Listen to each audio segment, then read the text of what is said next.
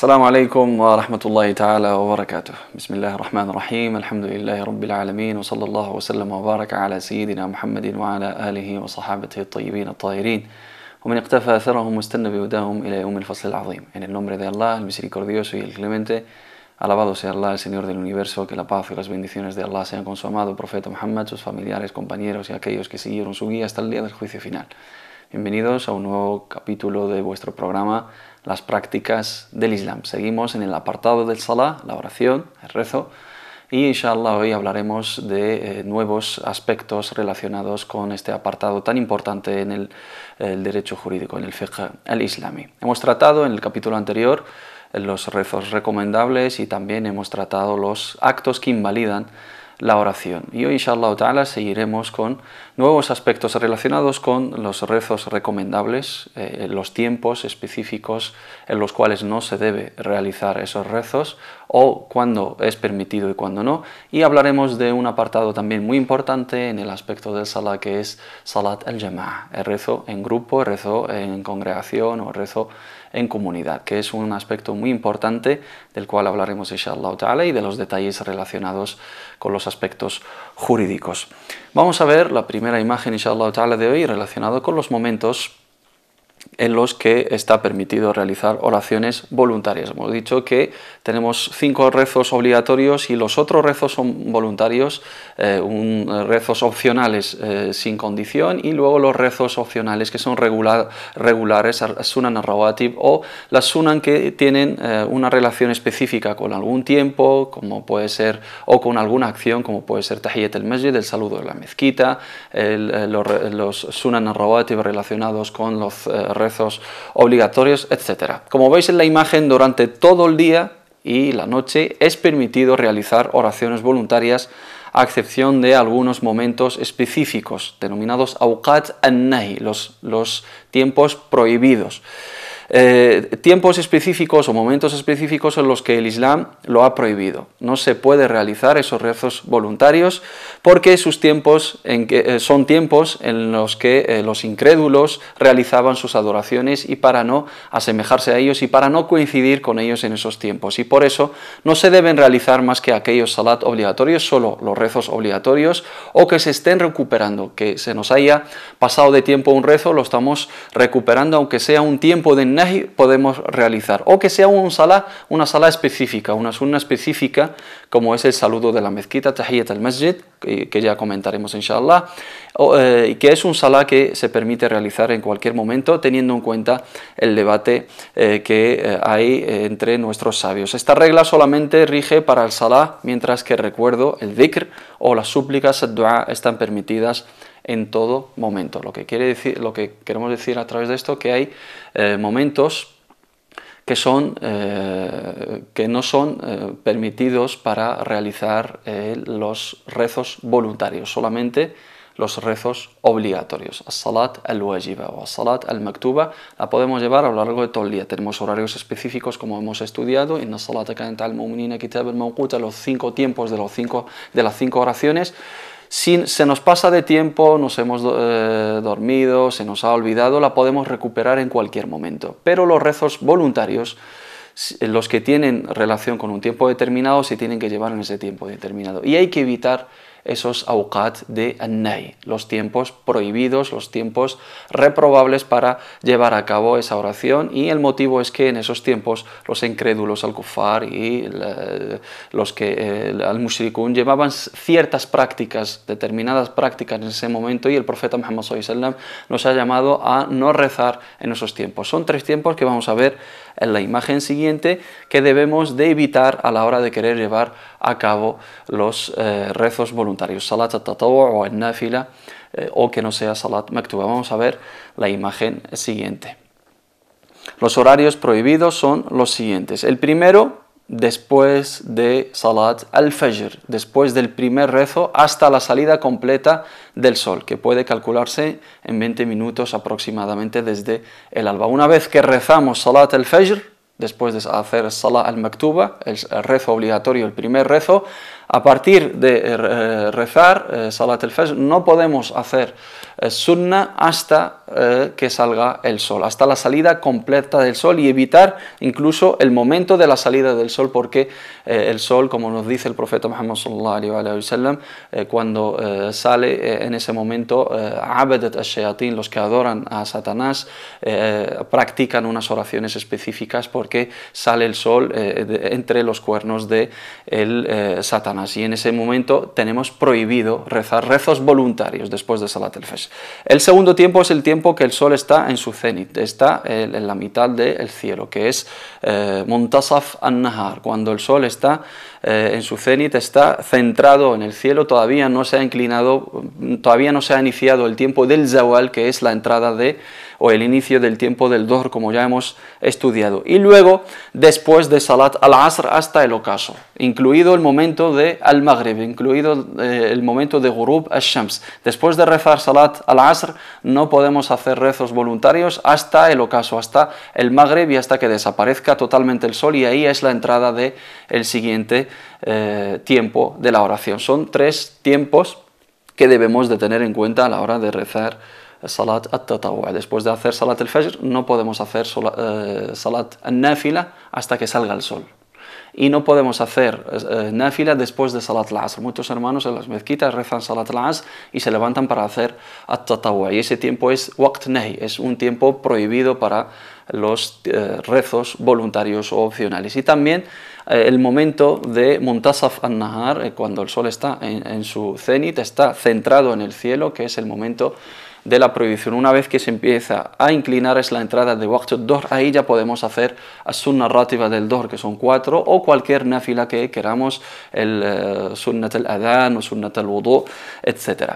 El tema de Tahiyyat al-Masjid, el saludo de la mezquita, ahí hay un debate entre nuestros sabios. Si esa Salah específica, al ser una sunna específica relacionada con la entrada a la mezquita, que es un saludo a la mezquita, cuando entramos a la mezquita, antes de sentarnos, debemos de rezar 2 rak'at en calidad de saludo del masjid. El profeta Muhammad sallallahu alaihi wasallam nos dijo en el hadith: "Idha dakhala ahadukum al-masjid fala yajlisanna hatta yusalli rak'atayn". Si entra alguien de vosotros a la mezquita, que no se sienta hasta que rece 2 rak'at. Ese hadith se considera una excepción de esos awqat y de esos tiempos de prohibición, o se le aplica también. Ahí hay un debate entre nuestros sabios. Hay algunos que consideran que el contexto general es el del nahi y el hadith de Salat Tahiyyat al-Masjid es específico y es una excepción de esa norma general, al-Khas o al-Am. Y hay quien lo también considera al revés, ¿no? Que al-Am, el contexto general, es Tahiyyat al-Masjid, y en los momentos de la prohibición no hay que rezar. De manera que si entramos al masjid después de rezar el asr, no hay que hacerlo. Si entramos justo en el momento de Muntasaf al-Nahar, del mediodía, justo cuando está el sol centrado en el cielo, no lo hacemos. Si entramos después de Salat al-Fajr, tampoco lo hacemos. Y los que consideran todo lo contrario. Para salir de esa divergencia, a veces hay que hacerlo y a veces no, para entrar, digamos, en las dos opiniones, y las dos son totalmente válidas porque responden a unas reglas de los fundamentos del derecho islámico y las reglas que han establecido nuestros sabios. Esto es lo relacionado con Salat al-Nafila en awqat al-nahy, en los tiempos prohibidos, el rezo opcional, el rezo voluntario, en los tiempos prohibidos, que son 3 que hemos estudiado: después de Salat al-Fajr hasta la salida del sol, al mediodía cuando el sol está en su cenit, y después de Salat al-Asr y hasta que digamos desaparezca el sol, hasta después de el ocaso. Esos tiempos para el rezo voluntario no son adecuados, es un tiempo reprobable, hay que evitarlo, pero sí debemos de rezar algún rezo obligatorio, recuperarlo porque se nos ha olvidado, nos hemos quedado dormidos, o que estamos, digamos, de viaje, lo vamos a juntar y se nos ha retrasado un poco el tiempo, lo podemos llevar a cabo perfectamente porque no entran ahí los rezos obligatorios. Ese es el apartado de awqat al-nahy respecto a Salat al-Tatawwu'. Y ahora vamos a hablar de Salat al-Jama'a, el rezo en grupo. Vamos a ver esta imagen que nos habla de los detalles de Salat al-Jama'a, el rezo en grupo, el Salat en grupo, la oración en grupo, en congregación, en comunidad, Salat al-Jama'a, Allah subhanahu wa ta'ala nos ha dispuesto para los hombres musulmanes que realicen los 5 salat en grupo y ha mencionado que esto tiene como virtud muchas recompensas. Dijo el profeta Muhammad sallallahu alaihi wa sallam: Salatul jama'ati tafdulu salat al-faddi bi 27 daraja. El salat en grupo es 27 veces mejor que el salat hecho de manera individual. El hadith narrado por el Bukhari y Muslim. Lo mínimo que compone un grupo es un imam, quien dirige el salah, y hablaremos inshallah ta'ala de quién es el imam, y quien sigue el imam es al-ma'mum, el orante que sigue los pasos del imam, y cuanto mayor sea el número de orantes, más querido es para Allah subhanahu wa ta'ala. Salat al-Jama'a es un apartado muy importante. Tenemos que hablar de su juicio legal. Hay un debate entre nuestros sabios. La mayoría, el jumhur, lo consideran como una sunna muakkada, como una sunna del profeta Muhammad sallallahu alaihi wa sallam, una orden profética muy confirmada y que ha insistido mucho el profeta en ella, y tenemos muchísimos hadices que hablan de su virtud, de su importancia, de la recompensa que supone, y hay escuelas jurídicas como puede ser la Hanbali, el imam Ahmad y otros sabios que consideran que es obligación, es obligatorio rezar en grupo para aquellas personas que no tienen las excusas jurídicas. Todos los hombres musulmanes, si no tienen algún impedimento jurídico, algún udhr shar'i, que puede ser la enfermedad, que puede ser, digamos, alguna causa mayor, que puede ser por temor por su vida, etcétera, causas mayores, grandes necesidades que te impiden acudir a rezar en la mezquita con tus hermanos, para ellos es totalmente obligatorio, y los otros sabios consideran que es una sunna muakkada. Cuando hablamos de sunna no es que nos referimos a una cuestión secundaria que se puede abandonar, no, es algo muy importante que hay que observar siempre que podamos, salvo en los casos que suponga, digamos, alguna dificultad o alguna complicación, o tenemos alguna justificación aceptada y válida jurídicamente. Las mujeres no tienen la obligación de acudir a la mezquita, los hombres tienen la obligación de ir a rezar en la mezquita a las 5 oraciones, tanto el Fajr como el Dhuhr, como el Asr, como el Maghrib y como el Isha, y sobre todo Salat al-Fajr, que muchos hermanos sí acuden a la mezquita en los horarios de día, ¿no?, cuando es posible para todo el mundo, pero cuando supone un esfuerzo el levantarse a primera hora de la mañana, sobre todo en invierno y cuando, digamos, las condiciones climatológicas no ayudan al máximo, ahí está el esfuerzo, ahí está la prueba de salir de tu casa, ir a la mezquita para rezar en congregación y conseguir esa gran recompensa que Allah subhanahu wa ta'ala nos ha prometido. Y las mezquitas están hechas para eso, si no, no tendría ninguna, digamos, función esas mezquitas. La función principal, aparte de ser la casa de Allah subhanahu wa ta'ala y de ser el lugar del encuentro, el lugar de reunión para los musulmanes y el eje central de la comunidad musulmana a través del cual desarrollamos toda la vida islámica y todas las actividades relacionadas con nuestra religión, el papel fundamental de la mezquita es ser el lugar de congregación para rezo en comunidad y rezo en grupo. Si no, esas mezquitas, si abandonamos todas las mezquitas y no vamos a rezar en las mezquitas, no cumplirían con su papel fundamental y no estarían expuestas esos ritos. Y ya hablaremos, inshallah ta'ala, al final del programa de la sabiduría de rezo en grupo. Estamos hablando del juicio legal.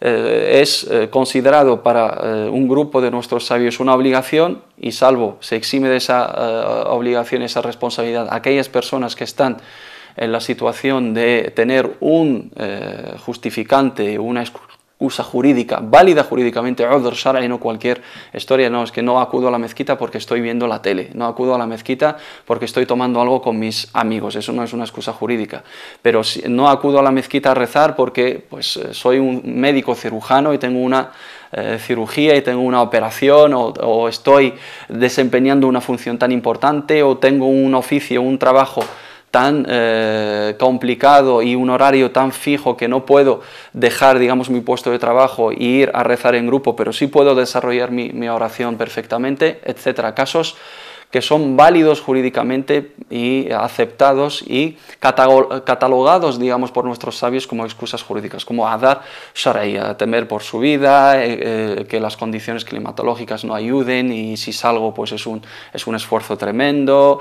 no tengo una mezquita cerca, tengo que recorrer muchísimos kilómetros para llegar, etcétera. Pero aquellas personas que tienen cerca la mezquita, que escuchan la llamada de la oración, Tenemos el hadith de Abdullah ibn Maktum, el muezzin del profeta Muhammad sallallahu alaihi wasallam, que era una persona ciega que vino a pedirle permiso al profeta Muhammad sallallahu alaihi wasallam para no acudir a rezar en la mezquita, siendo una persona ciega y no tenía un guía para ayudarle. Su casa estaba muy lejos, el camino no era un camino, digamos, muy fácil para llegar a la mezquita, y el profeta Muhammad sallallahu alaihi wasallam en principio le dio el permiso, pero cuando ya se iba le llamó y le preguntó: ¿acaso escuchas el adán? ¿Hal tasma'u al-nida? Dijo que sí. Dijo: entonces la udra lak, entonces no tienes una excusa y debes de acudir. Eso nos transmite y nos deja claro la importancia del rezo en grupo, y tenemos infinidad de hadices que alertan de aquellos y alarman de aquellos que no acuden, que abandonan el rezo en grupo sin tener una excusa jurídica. Entonces eso debemos de tenerlo presente con nosotros, inshallah ta'ala, sobre todo aquí en Occidente, donde somos una minoría y donde las mezquitas para nosotros representan nuestra vida islámica. Sin ellas, sin ese espacio que tenemos, sin esos centros y lugares de culto, no podemos desarrollar nuestra adoración y no nos podemos encontrar. Hoy en día, si no vas a la mezquita a rezar, igual no te encuentras con tus hermanos. Entonces, aparte de esa hermandad y de muchísimas cuestiones, es una gran adoración y un gran acto de adoración que Allah subhanahu wa ta'ala nos da a través de ello muchísima recompensa. Hemos hablado de que el mínimo grupo es un imam y dos personas ya forman un grupo, ya forman un salat al-jama'a. Con dos personas ya estamos rezando en grupo y no es un rezo individual, y por lo tanto tenemos la recompensa de 27 grados más que si es un rezo individual.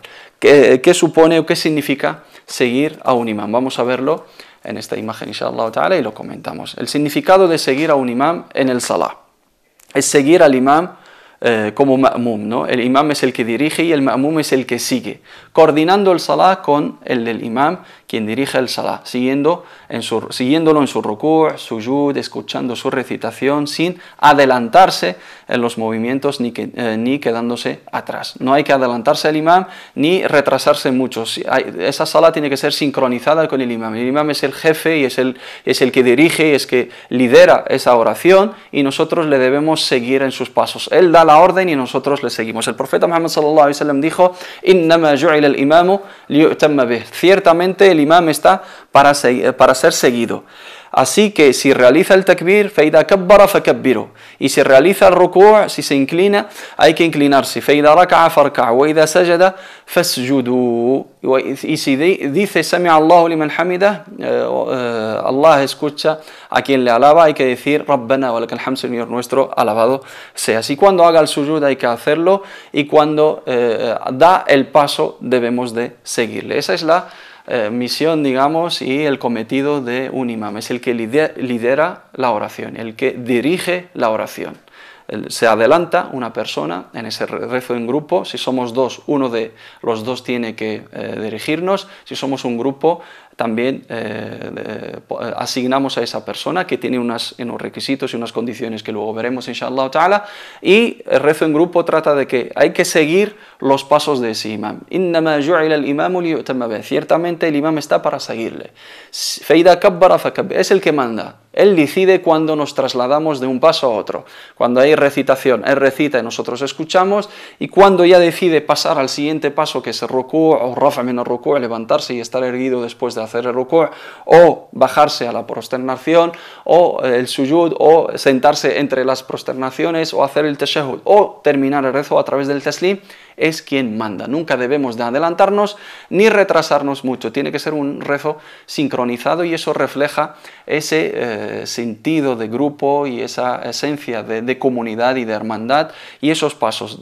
Nos dirigimos hacia la misma qibla, que es la orientación de la Meca. Seguimos a la misma persona que está desempeñando la función del profeta Muhammad sallallahu alaihi wasallam, porque es el primer imam, adorando a un único Dios, siguiendo los pasos del mismo profeta y siguiendo la misma constitución que es el Sagrado Corán, dirigidos todos con nuestros corazones y nuestras almas y nuestras caras hacia Allah subhanahu wa ta'ala, pidiéndole y refugiándonos en su misericordia. Esa es la esencia del rezo en grupo, y ese es el cometido del imam. Pero ese imam debe de tener unos requisitos y unas condiciones. Vamos a verlos en la imagen siguiente, inshallah ta'ala.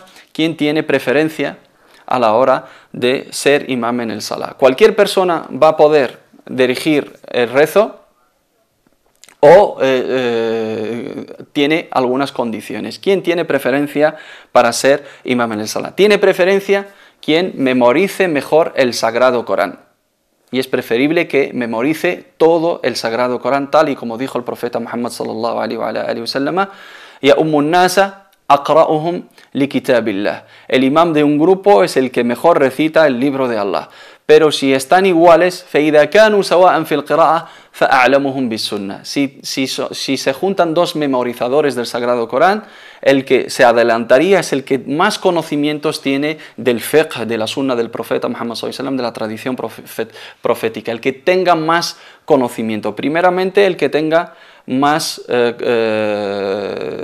mejor memorizado el Sagrado Corán, o que lo tenga memorizado íntegro, ¿no? Entero. Ese tendría la preferencia de que se adelante en la oración. Y si son iguales el que tenga más conocimiento de la sunna del profeta Muhammad sallallahu alaihi wasallam. Por supuesto, tiene que tener conocimiento sobre el fiqh de salah, cómo se tiene que llevar a cabo, las obligaciones, los actos obligatorios, los pilares, los actos recomendables es sunan. En el caso de que le surja alguna deficiencia o algún olvido o alguna omisión, también tener claro cómo hay que compensar esa oración a través de sujud as-sahw, las prosternaciones del olvido, tal y como lo hemos estudiado inshallah ta'ala. Tiene que tener conocimiento de las opiniones de las diferentes escuelas jurídicas, sobre todo para nuestro contexto, en el cual hay diferentes hermanos de diferentes procedencias, musulmanes de Oriente Medio, musulmanes del Magreb, musulmanes de Asia, y cada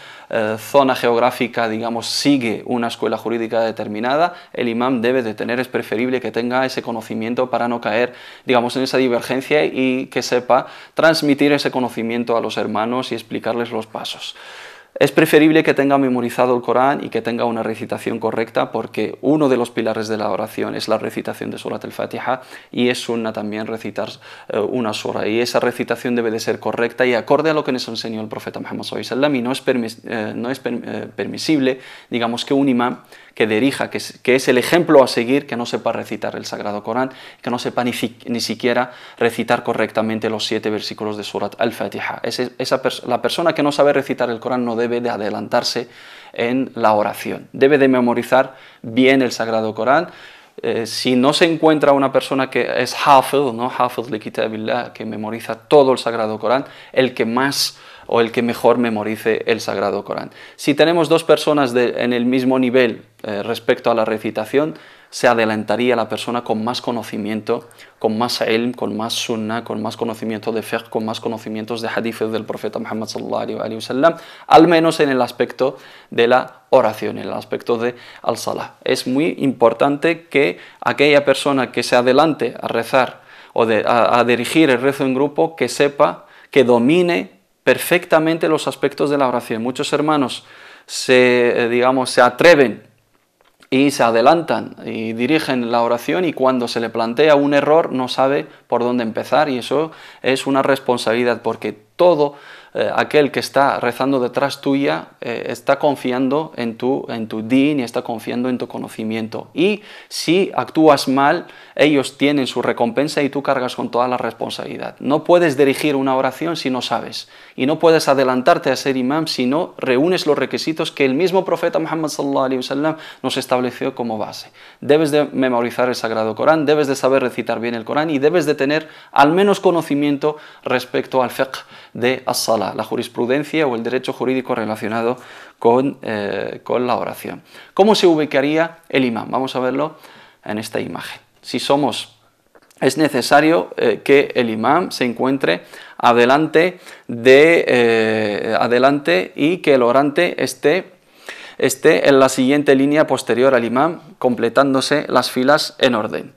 En cambio, si solo hay un orante, este debe ponerse a la derecha del imam. Si somos dos personas, como hemos dicho al principio, somos un grupo, ya se considera una jama'a. El imam se pondría en el lado izquierdo y el orante en el lado derecho del imam. Si fuera yo el imam, el que rezaría conmigo estaría a mi lado derecho. El imam siempre está a la izquierda del orante, del ma'mum. Pero si somos más de dos, somos 3 personas, el imam se adelantaría y estaría centrado y el grupo atrás. Y cuanto más, pues el imam siempre estaría centrado y las filas se irían completando una tras otra. Siempre si una fila es incompleta tiene que ser la última, siempre hay que rezar en línea, siempre tenemos que estar línea hombro a hombro y tobillo a tobillo, dirigidos de una manera totalmente firme, una manera totalmente sincronizada, totalmente ordenada, en una línea recta, todos siguiendo los pasos del imam, y eso demuestra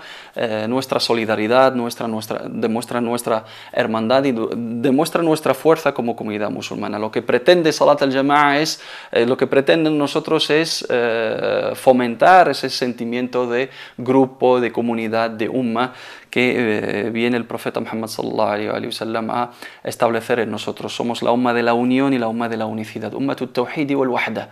Adoramos a un único Dios y somos un único cuerpo, como menciona el profeta Muhammad sallallahu alaihi wasallam, pero lamentablemente hoy en día nuestras mezquitas, en vez de que sean los focos de unión y los focos de hermandad, son los focos de divergencia, disputa y discrepancia y de división. Lamentablemente, que Allah subhanahu wa ta'ala tenga misericordia de nosotros y nos haga reflexionar y volver a la esencia del mensaje del profeta Muhammad sallallahu alaihi wasallam y la esencia del rezo en grupo de Salat al-Jama'a. Hoy en día las personas acuden a la mezquita para pelearse, para discrepar, para refutar uno a otro, para insultar el uno a otro, para calumniarnos, y en vez de que sea el foco de la luz, el foco de la guía, de la misericordia, de la hermandad, de la fortaleza de nuestra umma, lamentablemente todo lo contrario. Pero aún así no hay que abandonar esos lugares sagrados y hay que luchar, inshallah ta'ala, para purificarlos de esas miserias, de nuestras miserias humanas. ¿Cómo se completa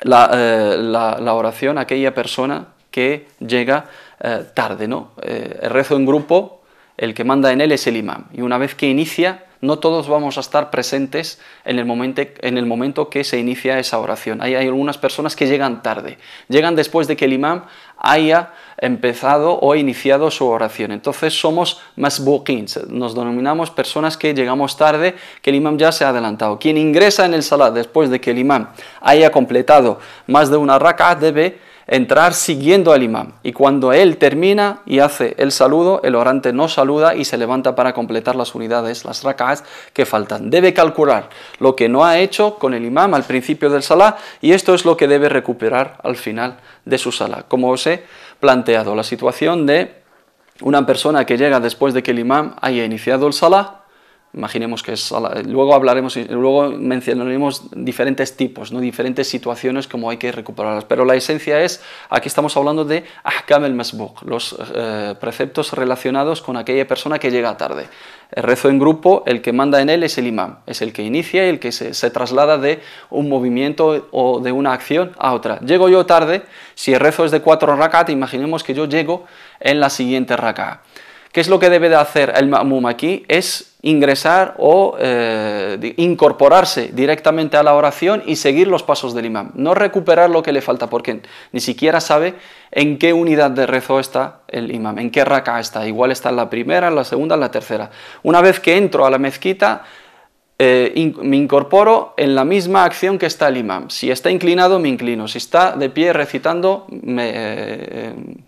le sigo en su recitación, le escucho en su recitación. Si está en la postración, si está en el sujud, directamente me incorporo en el sujud. Haría takbirat al-ihram primero y luego me trasladaría a la acción en la cual está el imam. Y una vez que termina el imam, sigo con él las unidades de rezo que dirige él, y una vez que termina él hace el saludo, el teslim, para salir de rezo, pero yo debo de recuperar, calcular lo que me falta. Si me falta una rak'ah, me levanto y recupero esa rak'ah. Si son 2-2, si son 3-3, si es todo el rezo, recupero toda la oración, y eso es ahkam al-masbuq, ¿no? El qada as-salat. Tengo que recuperar esa oración, inshallah ta'ala. Como ya nos queda poco tiempo, trataremos este aspecto en el programa que viene, bi'idhnillah ta'ala. Quedaros con la importancia de el rezo en grupo de Salat al-Jama'a, con que es obligatorio para muchísimos de nuestros sabios y es sunna muakkada para muchísimos otros, y la importancia de acudir a rezar en la mezquita con nuestros hermanos y